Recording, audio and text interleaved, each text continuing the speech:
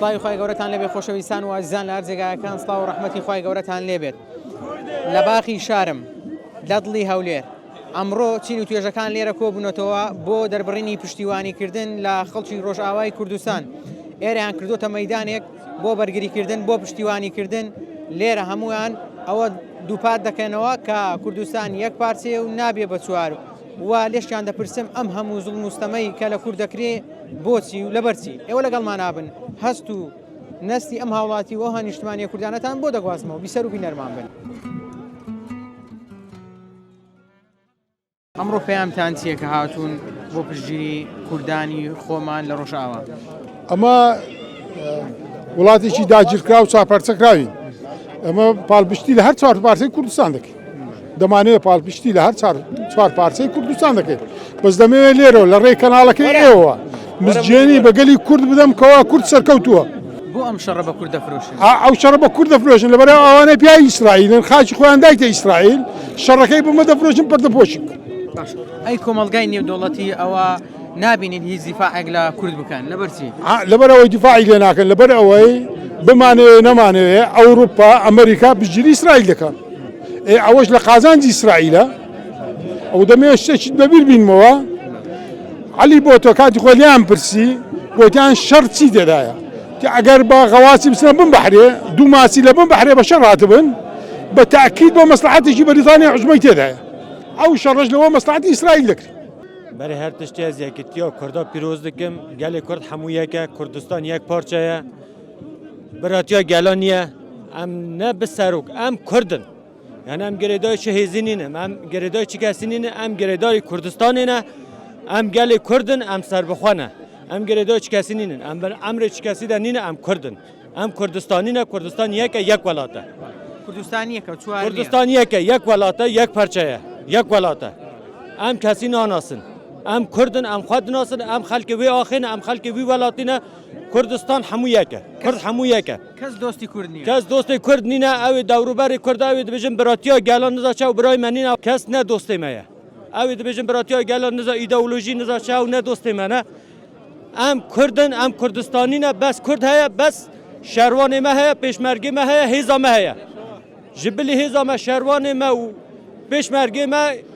kes ne dostê me, kes ne hêza me, kes ne quweta me, ne dewletê nav netebî, ne dewroberê me birayê me nînin. موقفی نێودەوڵەتی شیز نەبوو کۆمەلگای نێودەوڵەتی، هیچ دۆستی کورد نینە ئەوان. Yani ew heta niha ئەمریکا نە ئیسرائیل. belê belê ji bo bercewendiyê xwe, ji bo menfaetê xwe, xwe dewroberê Kurda didane xuyandin.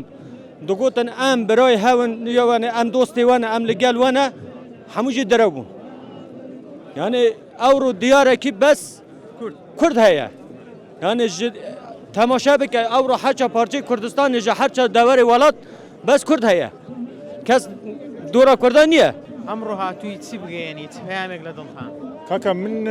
وەک برادری لە کورد لە چوارپارچە کوردستان پشتیوانی دەکەم بە ڕۆژاوا بە کاک مەزلوم کە بەداخەوە بە چاوسانەوەی جۆلانیە. من حاضرم لەگەڵ برادری لێگا کە پشتیوانی دەکەن بڕۆنە ڕۆژاوا، حاضرم بەسەر چاوان. دەچی ئامادەی؟ چاوەڕوانم ئەگە ڕاگەیاندن بکەن بەسەر چاوان بە قورباندان بژی کورد بژی کوردستان.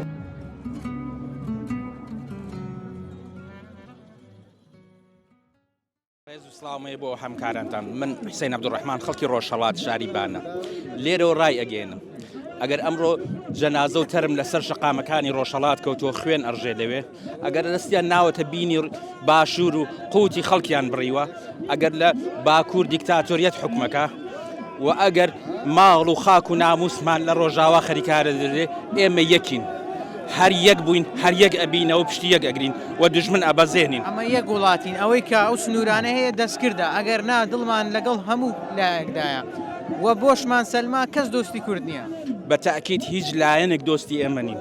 چۆن قەدیمیەکان کوتێن شاخەکان دۆستی ئێمن، ئەگەر ئێمە پشت بە خۆمان ببەستین بەو شتەی کە هەمانە، بەو شتەی کە هەمانە یەکگرتوو بین، ڕەمزی پیرۆزی و سەرکەوتنمان بەس لە یەکبوونمانە ئینشەڵڵا هەمومان سەر ئەکەوین و یەکریز ئەبینەوە و ئەم مەسەلە ببێتە هۆی یەکریزی هەموو ئەحزاب و هەموو گەلی کورد. ئێستا لایەنە سیاسەکان هەمویان یەکدەنگن لەسەر ئەوەی کە دەبێ پێویستە پشتگیری لە خەڵکی ڕۆژاوا بکرێت. بەتاکید پێویستە. ئەمە دڵخۆشیە کە کوردی هەموو یەکی گرتووە، هەمووی هەست بۆ ئازارە دەکەن. من وەکو پێشمەرگەیەک ڕایەگەێنم تەواوی پێشمەرگەکانمان بەو سەرڕی ئامادەیەوە کە لە ڕۆژهەڵات چی ڕۆدا حازرین بچین بۆ ڕۆژاواش لەوێ بە گیانی خۆمان دفاعیان لێ بکەین. چەند گرینگە ئەمە هەمومان پشتیوانی یەک بین، هاوکاری یەک بین، لەگەڵ یەک بین، هەست بە ئازاری یەکتری بکەین. زۆر سپاس بەخێر بن. دیارە لە مێژە کورگوتوێتی هێز لە یەکێتیدایە، دیارە یەکگرتنی کوردان و یەکێتی کوردان نەک ئەمڕۆ هەموو کاتێک پێویست و زەرور بووە. ئەگەر دوێنێ هەر بۆ پارچەیەک گرنگ بوو بێ ئەمڕۆ یەکگرتنی کوردان و خیتابی کوردی هاوباش و لێگەیشتنی کوردی هاوبەش بۆ هەموو پارچەکانی کوردستان گرنگ و پێویستە. ئێمە ئێستا هەر چوار پارچەی کوردستان هەر یەکەو بە شێوازێک هێرشی لە ناوبردین لەسرە ئەوەی ئەوڕۆ دەکرێت لەسەر هەموو تاچێکی کورد پێویستە داکۆچی لە بوونی خۆی لە بوونی نەتەوایەتی خۆی لە دوور بوونی نیشتیمانی خۆی بکات. بە حکومی ئەوەی تەمانەت هەیە ساڵانی ڕابردوو لە بیرە کە ڕژێمی باعث زوڵمی لە کورد دەکرد. ئەمە وەتەی بەبیرمان دێ و وەتەی مێژوو دەخوێنینەوە هەرستەمان لێ دەکرێت. لەبەرچ ئاوادیانەوەی هەمیشە کورد بچەوسێنەوە زوڵمی لێ بکەن.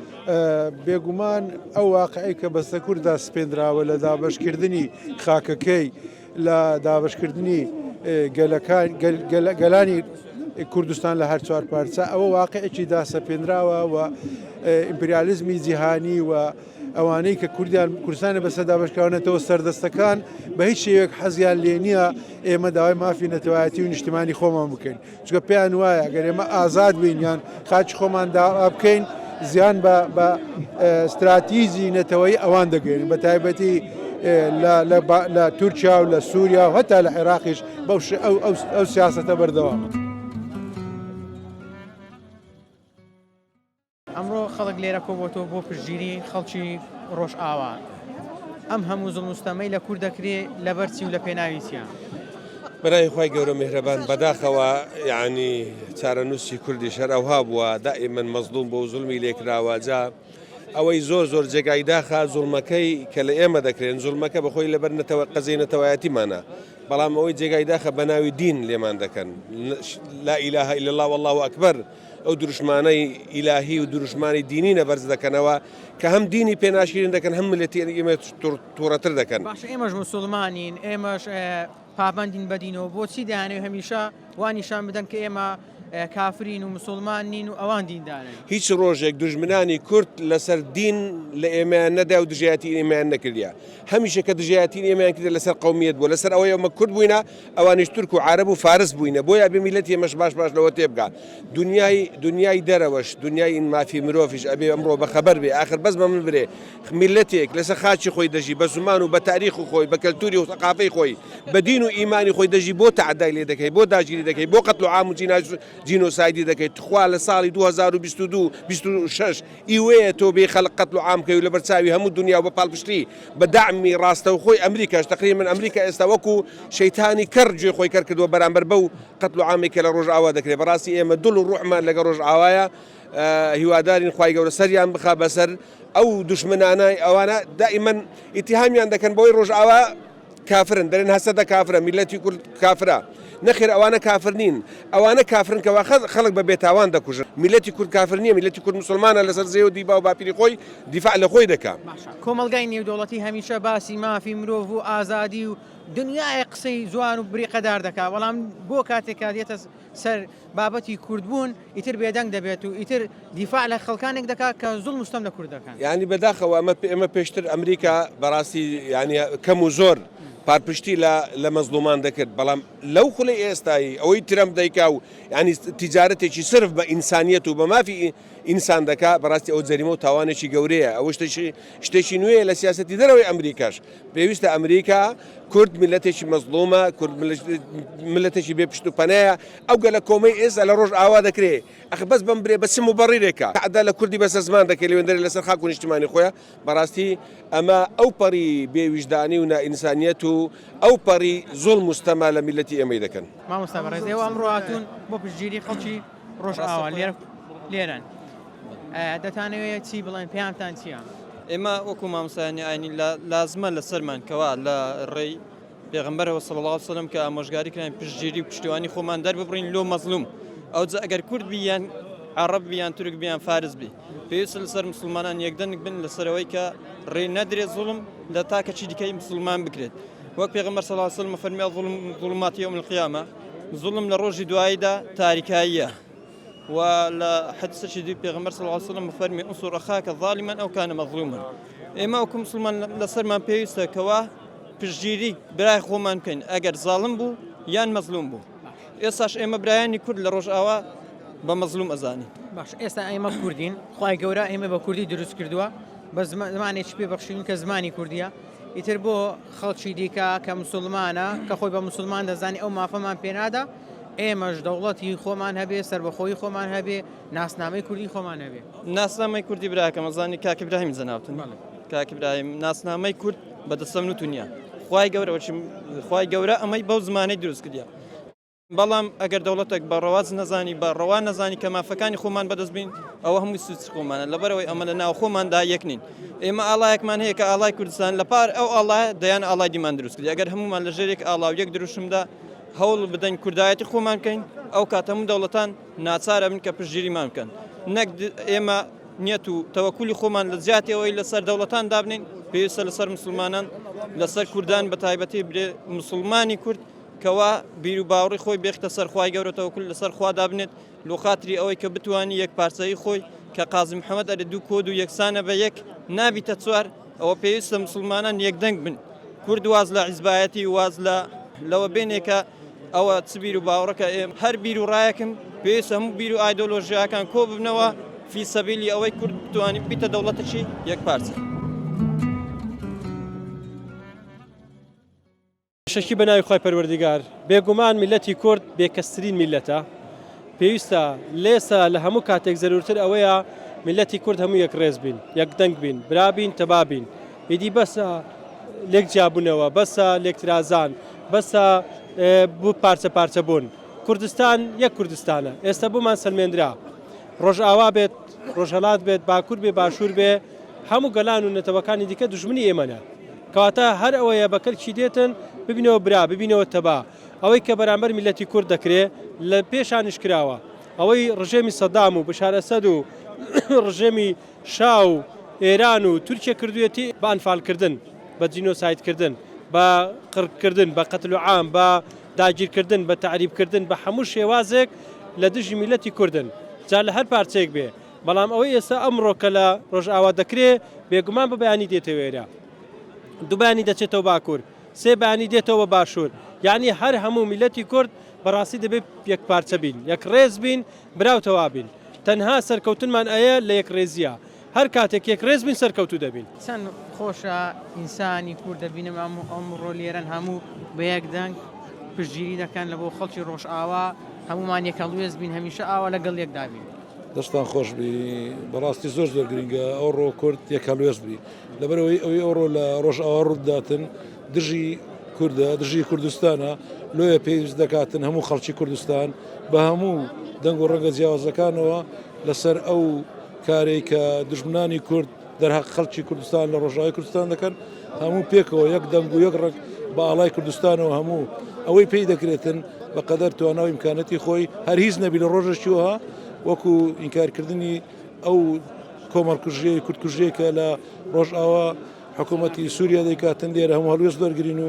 دژی ئەو هەوڵەی کە دژی خەڵکی کوردستان دەکرد لە ڕۆژئاوا هەمومان پێکەوە یەک ڕەنگ و یەک دەنگ بۆچی کۆمەلگای نێودەوڵەتی لێسادا بێدەنگە لە کاتێکدا دەیان دروشم بێقەداری هەیە لەسەر مافی مرۆڤ و ئازادی و دنیایەک ڕستە و وشەی جوانیان هەیە بەڵام بۆ لە ئەرزی واقعدا پشتگیری کورد ناکەن بۆ هاوکاری کورد نابن کە ئێمەش مافی خۆمانە دەوڵەتی خۆمان هەبێ ئازادیمان هەبێ یعنی تعبیر لە بیر و ڕای خۆمان بکەین بەداخەوە کە ئێمە تەنا پشت و پەنامان چیاکانە لۆیە بەڕاستی ینی ئەوەی ئێمە بەرامبەر داعش کردمان کورد لۆ ئەوە بوو کە پارێزگاری لە کۆمەلگای نێودەوڵەتی و هەموو دنیا بکەین کەچی ئەوڕۆ هەموو وڵاتانی دنیا زلهێزەکان بەرامبەر ئەو کۆمەڵکوژەیەکە لە ڕۆژئاوا دەکرێتن بێدەنگن کە ئەوش جێگای داخە بەڕاستی کۆ لێرەی والله بۆ ئەو کێشەی مەسەلە کوردایەتی و چ پەیامەکەیە چ قسەک هەیە لە دلتا دەتەوێت ئەوەیە بە هەموو گەلی کوردڕا بگەێنم کە خۆ ئامادە باشی بکەن بۆ ئەو خۆپساندانێت کە پارپشتی کوردانی ڕۆژئاوا پێویستە لەسەر هەم کوردێک بەو ڕۆژە خۆپساندان بکات و بیر و ڕای خۆی دەربڕی بەگەڕێزم هەتوو تەمەنەکەتەیە لە ڕابردووش ڕژێمی باسیش لە باشوور زوڵ مستەمی لە کورد کردووە پێشش ینی وەتی مێژوو دەخوێنینەوە وەتی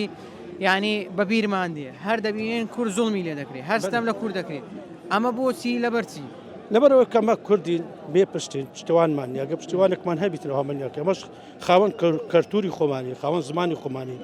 پێویستە لەسەر هەم کوردێک گربێتر هەر چار پارچە کوردستان ڕای خۆی دەربڕی بەرامبەر بەو ڕژمانی کە ستەم لە کورد دەکەن پێیان دەڵێن چ لێرێ بن چ لەوێن دەرێبن ئەمە کوردنی برای ئێوە خوشکبرای ئێوە باش ئەی پەیامت چێ بۆ کۆمەلگای نێودەوڵەتی کە بێدەنگە لە ئاست ئەم هەموو زوڵ مستەمەی کە لە کورد دەکرێتن نیشانەی ئەوەیە ئەوان بەشدارن ئەوان بەشدار ئەوان بەشدار ئەی چەند دڵت بەوە خۆشە کە لە باشووری کوردستان لە هەولێر ئەمڕۆ هەموو بە یەکدان کاوار دەکەن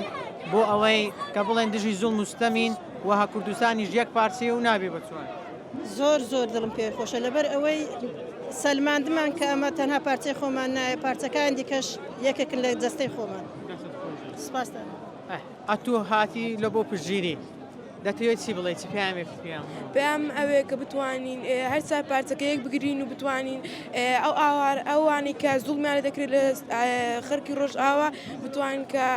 یعنی ئەوەندە زیاتر زوڵمیانە نەکرێت و وازیان ببێن دڵتانجی بەو دیمەنانەی کە دەیبینی کە کورد دەچەوسێتەوە کە زوڵم لە کورد دەکرێت بێگومان لەبەر ئەوەی کە ئەمە پێشتریش زۆر زوڵمان لێکرای وادارم کە ئەو زوڵمانە ڕابوەستین و دووبارە نەبنەوە ئەم هاتنێ بە پشتکردیا ڕۆژئاوا ئەم خەلکێ کوردی ڕۆژئاوانە ئەس خەلکێ حەسەکێمە ئیشەڵا سەرکەفتن و ێژمەرە بێش کوردارە بێ و سەرێوە وێ شەهیداتە موساغ بێن و ئیشەڵا مێبسەر کەڤن و مچعبێ دژمن دەرخینن و بژیش وەڕێ و ئەم زۆر کێف خۆشن ئەوڕۆ کوردا زۆر پشتا برای خۆی کورد گرتن و ئیشەڵا سەرکەفتن ژمەڕەیە ئەم زوڵمە بۆ لە کورد دەکرێت بۆ ئەم ستەمە لە کورد دەکرێت دخوازن کورد نەمینن دخوازن کورد نەمینن دژمن دخوازن کورد نەمینن و ئیشەڵام هەر هەنە و هەر ئەم دمرن ئەم چێ دبن وشەڵا ئەمێ هەر دنیامێ بسەرکەون چ کوردێ هەر لە دەرەکێ هەیە ئیشەڵای زێدە ببن و چاوێ دژمن دەرخینن باشە بەم زوڵ مستەمە دەتوانن کوردە ناو ببن کورد بسڕنەوە یان هەمیشە کورد دەنگەکانی بەرەسەر دەبێ هەمیشە زیاد دەبێ و دوزار بە ئاواتی خۆی دەگا کە دەوڵەتی خۆی هەبێت ئەم دخوازن دەولەتێ مەژی وەک دەولەتێ عالەمێ هەبن و ئەم تێت ژیانێک خۆش ژیان بکەن ئەم پەریشان بوونە ئەف 15 ساڵێمە ئەم پەریشانن هەر خەلکێکی مە لە دەرەکەی ئەم دخوازن هەموو ژیان بکەن لە جیەخوا و لە دەولەت ئامەژی وەکا کوردی وەکەی عەرەبی وەکەی هەر کەسی چێ ببە پەیامت چییە دەتەوێت چی بڵێ لەسەر ڕۆژئاوا والله ئەوڕۆ هەستێکی زۆر جوانە هەمومان لێرەیە سەنەدەی کوردەکەن بە دەنگێ هەر یەک دەنگن دەڕێن کورد ڕۆژئاوا هەر یەکن ئەمە دەمانەوەی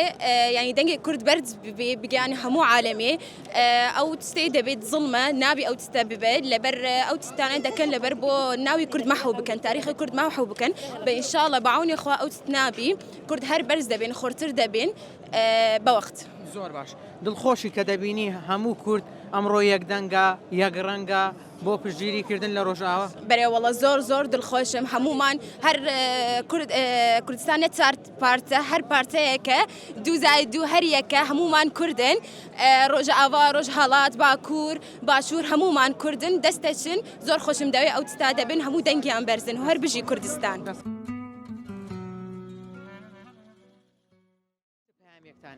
چیتان لە دڵە دەتانەوێت چی بڵێن بەلای خی گەورەی مەوکو مامۆستانی ئاینی هاتنی لە بۆ ئیدانەکردنی ئەو کارە ناڕەوایی کە دەکرێت بەرامبەر بە کووردا وەڵە ڕابردووشا کورد لە عێراقا تووشی ئەو ناخۆشیانە بوویتەوە کە ئەمفال کیمیاباران وێرانکردنی گوندەکان لە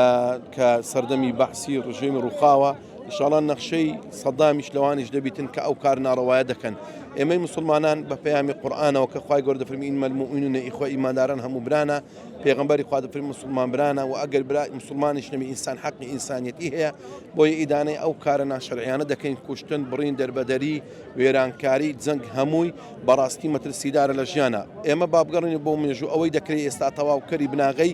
ژەهراویەکەی سایکس بیکۆ لۆزانە کە کاتی خۆی لە ساڵی 1916 سایکس بیکۆ کراو لە 1923 لۆزان توقيع كرا لسر كردا ككردا باش بكري بسر تسار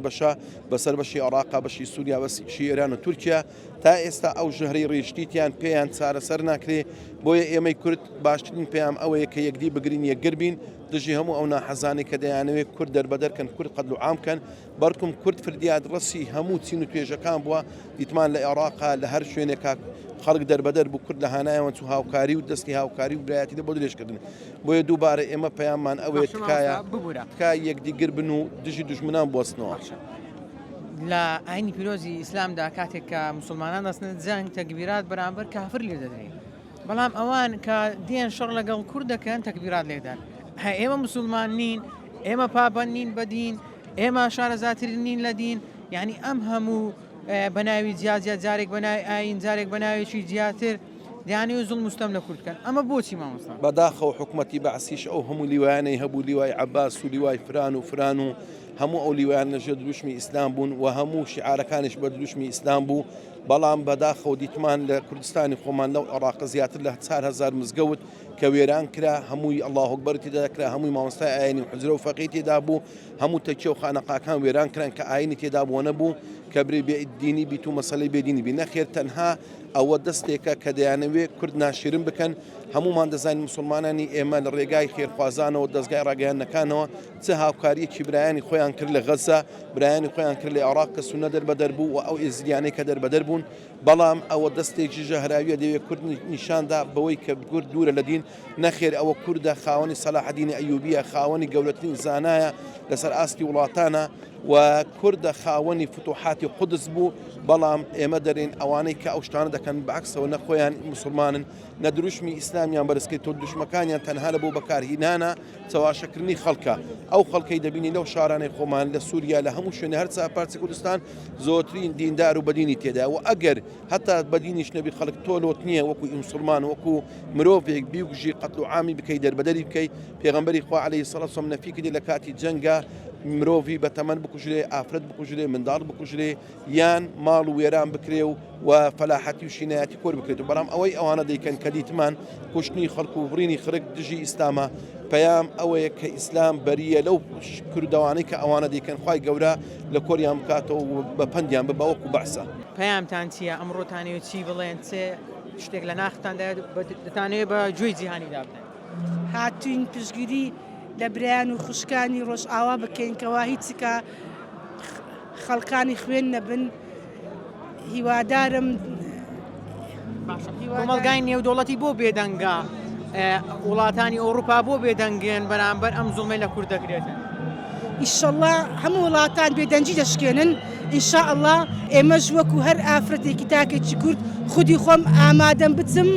فەنگ و تاخم ببەستم دیفاع لە برایان و لە خوشکان بکەم ینی ئامادەی بچین بەرگری بەڵێ ئامادەم بەڵای زان و خۆشەویستانەوەی کە بینیتان و بیستان ئەمەی ئەمڕۆ لێرە هەیە تەنها گردبوونەوەیەکی جەماوەری نییە ئەمە تەقینەوەی ناخی تاچی کووردە لێرە دەبینین هاوڵاتیان هاو نیشتیمانیانی کورد هەموو بە یەکدان کاوار دەکەن دژی زوڵم مستەم لە کورد دەکرێتن جا لە ژێر هەر ناو پاساوێکدا بێ بەداخەوە لە مێژووی میلەتەکەماندا هەمیشە ئەوەمان بینیوە وڵاتانی دەوروبەرمان کۆمەلگای نێودەوڵەتی هەمیشە زوڵم مستەمیان لە کورد کردووە بە ناوی جیا و لە کاتی جیاوازدا ئەمە ئێستا کە دەگوزارێتن کۆمەلگای نێودەوڵەتی لێ بێدەنگە و بگرە پاڵپشتیشە لە ستەمکارێکی وەکو ئەحمەد شەرع بۆیە هاو نیشتیمانیان لە نێو هەولێری پایتەخت هەموو بە یەکدان کاوار دەکەن کوردستانی یەکە و نابێ بە چوار هەمومان دڵمان لەگەڵ هەر شوێنێکە هەر پارچەیەکی کوردستانەکە ئەم پارچەیەش سنوورێکی دەستکردە ئەگەر نا کوردستانیەکە و چواریش نییە تا پرۆگرامێکی دیکە بەخوای گەورەتان دەسپێرم هەر شاد و کامەران بن خواتان لەگەڵ